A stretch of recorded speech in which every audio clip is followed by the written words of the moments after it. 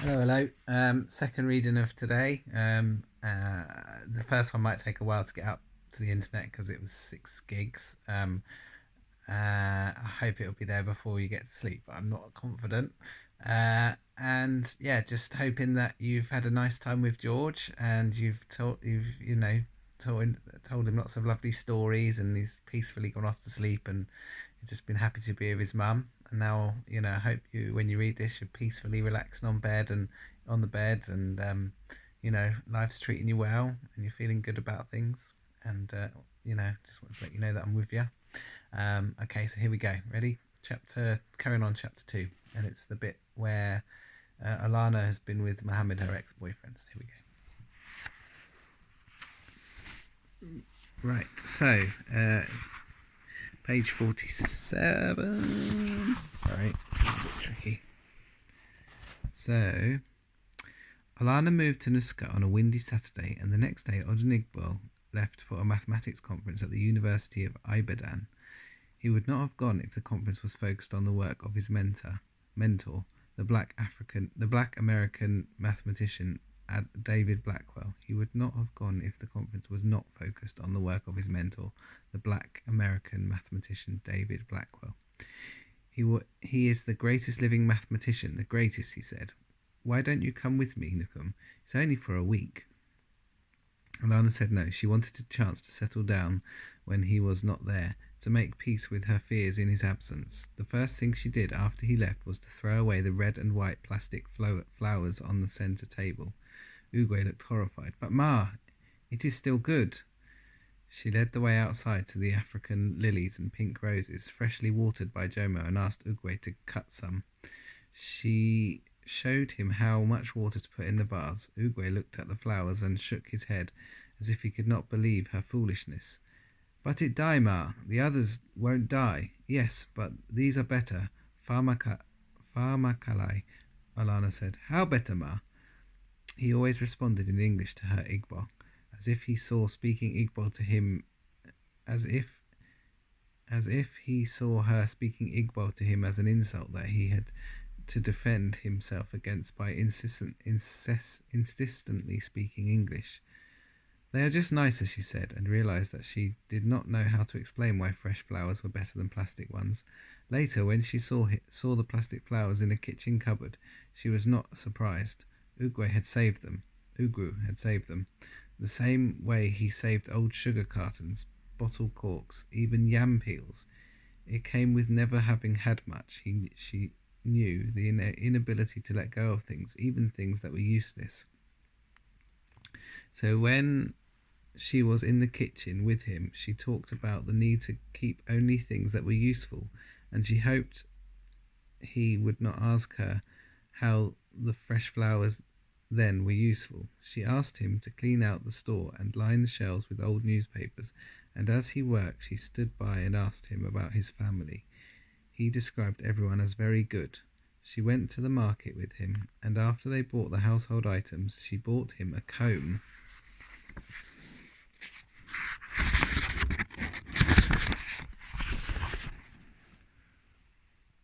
and a shirt. She taught him to cook fried rice with green peppers and diced carrots, asked him not to cook beans until they became pudding, not to douse things in oil, not to be too sparing with salt. Although she had noticed his body odour the first time she saw him, she let a few days pass before she gave him some scented powder for his armpits and asked him to use 2 capfuls of Dettol in his bath water. She looked pleased when he sniffed the powder, and she wondered if he could tell that it was a feminine scent. She wondered, too, what he really thought of her. There was clearly affection, but there was a quiet speculation in his eyes, as if he was holding her up to something, and she worried that she came out lacking. He finally started to speak Igbo to her on the day she arranged the photos on the wall. A wall gecko had scuttled from out behind the wood-framed photo of Odenigbo in a graduating gown, and Ugwu shouted, Ebukwala, don't kill it. What? She turned to glance down at him from the chair she was standing on. If you kill it, you will get a stomachache. she said. She found his OP dialect funny, the way he seemed to split the words. Of course we won't kill it. Let's hang the photo on that wall. Yes, Ma, he said, and then he began to tell her in Igbo how his sister Anulka had suffered a terrible stomachache after killing a gecko. Alana felt less of a visitor in the house when Odenigbo came back. He pulled her forcibly, kissed her, pressed her to him. You should eat first, she said. I know what I want to eat. She laughed. She felt ridiculously happy. What's happened here? Odenigbo asked, looking around the room, all the books on that shelf.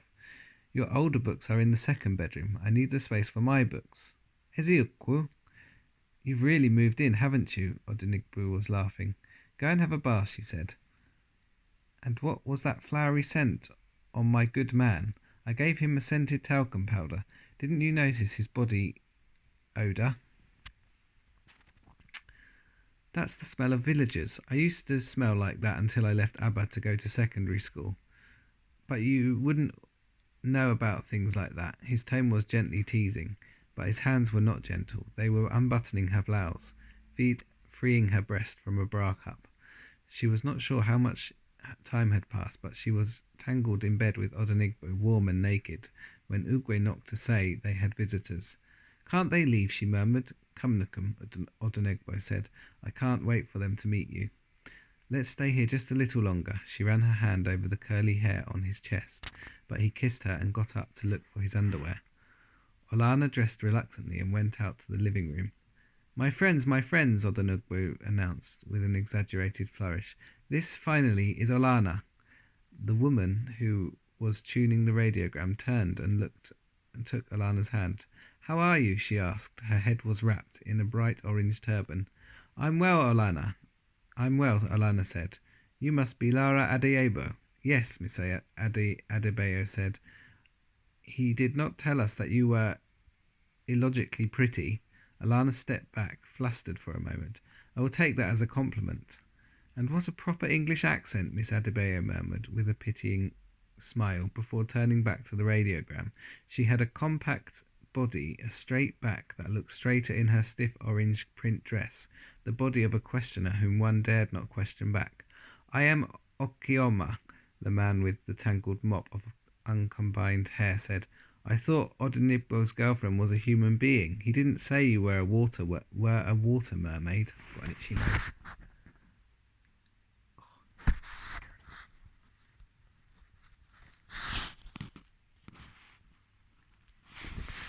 Sorry.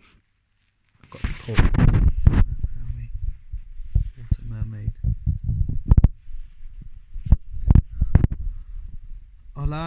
Olana laughed, grateful for the warmth in Okioma's expression and the way he held her hand a little too long. Dr. Patel looked shy as he said, Very nice to see you finally, and Professor Ezeka shook her hand and then nodded disdainfully when she said her degree was in sociology and not one of the proper sciences.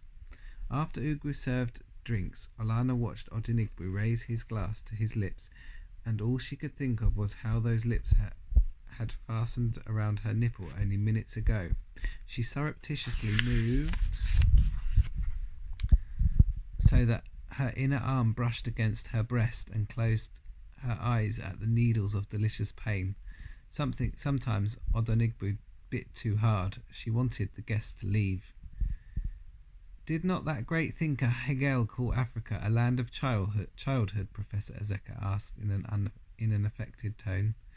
Maybe the people who put up those no children and African signs in the cinema in Mombasa had read Hegel then, Dr. Patel said and chuckled. Nobody can take Hegel seriously. Have you read him closely? He's funny, very funny. But Hume and Voltaire and Locke felt the same way about Africa, Odenigbo said. Greatness depends on where you are coming from. It's just like the Israelis who were asked what they thought of Eichmann's trial the other day, and one of them said he did not understand how Nazis could have been thought great by anyone at any time. But they were, weren't they? They still are. Odenigbo gestured with his hand palm upwards, and Alana remembered that hand grasping her waist. What people fail to see is this. If Europe had cared more about Africa, the Jewish Holocaust would not have happened, Odenigbo said. In short, the World War would not have happened. What do you mean? Miss Adebayo asked. She held her glass to her lips. How can you ask what I mean? It's self-evident, starting with the Herero people. Odenigbo was shifting on his seat, his voice raised, and Alana wondered if he remembered how loud they had been. How afterwards he had said, laughing, "If we go on like that at night, we'll probably wake Ogwu up, poor chap." You've come again, Odenigbo, Miss Adebayo said. You're saying that if white people had not murdered the Herero, the Jewish Holocaust would not have happened. I don't see a connection at all. Don't you see, Odenigbo said. They started their race studies with the Herero and concluded with the Jews. Of course there's a connection. Your argument doesn't hold water at all, you sophist, Miss Adebayo said, and dismissively drowned what was in her glass. But the World War was a bad thing that was also good, as our people, Okiyama said. My father's brother fought in Burma and came back filled with one burning question. How come nobody told him before the white man was not immortal? They all laughed. There was something habitual about it, as if they had different variations of this conversation so many times that they knew just when to laugh. Alana laughed too, and felt for a moment that her laughter sounded different, more shrill than theirs. The following weeks, when she started teaching a course in introductory sociology, when she joined the staff club and played tennis with other lecturers, the following weeks, when she started teaching a course in introductory sociology, when she joined the staff club and played tennis with the other lecturers, when she drove Ogwu to the market and took walks with Odenigbo and joined the St. Vincent de Paul Society at St. Peter's Church, she slowly began to get used to Odenigbo's friends. Odenigbo teased her that more people came to visit now that she was here, that both Okioma and Patel were falling in love with her, because Okioma was so eager to read poems in which descriptions of goddesses sounded suspiciously like her, and Dr. Patel told too many stories of his days at Makerere, where he cast himself as the perfectly chivalrous intellectual. Alana liked Dr. Patel, but it was Okioma whose visits she most looked forward to. His untidy hair and rumpled clothes and dramatic poetry put her at ease, and she noticed early on that it was Okioma's opinions that Odenigbo most respected, saying, "The voice of our generation," as though he truly believed it. She was still not sure what to make of Professor Ezeka's hoarse superciliousness, his certainty that he knew better than everyone else, but chose to say little. Neither was she sure of Miss Adebayo. It would have been easier if Miss Adebayo showed jealousy, but it was as if Miss Adebayo thought her to be unworthy of competition, with her unintellectual ways and her too pretty face and her mimicking the oppressor English accent. She found herself talking more when Miss Adebayo was there, desperately giving opinions with a need to impress. Nkrumah really wanted to lord it all over Africa. It was arrogant of America to insist that the Soviets take their missiles out of Cuba while theirs remained in Turkey. Sharpeville was only a dramatic example of the hundreds of blacks killed by the South African state every day, but she suspected that there was a glaze of unoriginality to all her ideas. As she suspected that Miss Adebayo knew this, it was always when she spoke that Miss Adebayo would pick up a journal or pour another drink or get up and go to the toilet. Finally, she gave up. She would never like Miss Adebayo, and Miss Adebayo would never even think about liking her.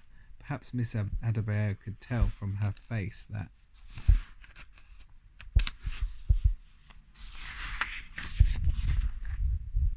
she was afraid of things, that she was unsure. When she was not one of those people, that she was unsure, that she was not one of those people with no patience for self-doubt. People like Odenigbo, people like Miss Adebayo herself, who could look who could look a person in the eye and calmly tell her that she was illogically pretty, who could even use that phrase, illogically pretty. Still, when Olana lay in bed with Odenigbo, legs untwined, it would strike her how her life in Nscca felt like being immersed in a mesh of soft feathers, even on the days when Odenigbo locked himself in the study for hours. Each time he suggested they get married, she said no. They were too happy, precariously so, and she wanted to guard that bond. She feared that the marriage would flatten it to a prosaic partnership. Right, I've got to go and sort my dinner out. I'm zooming again when I don't want to. Okay, right, that's the end of chapter 2. Hope you enjoyed it. I'm pretty sure I know that I've read this before and it's a good story, but it's quite slow going, but hang in there. Maybe that's good for going to sleep. Yeah, I'll catch you soon. Mwah, love ya.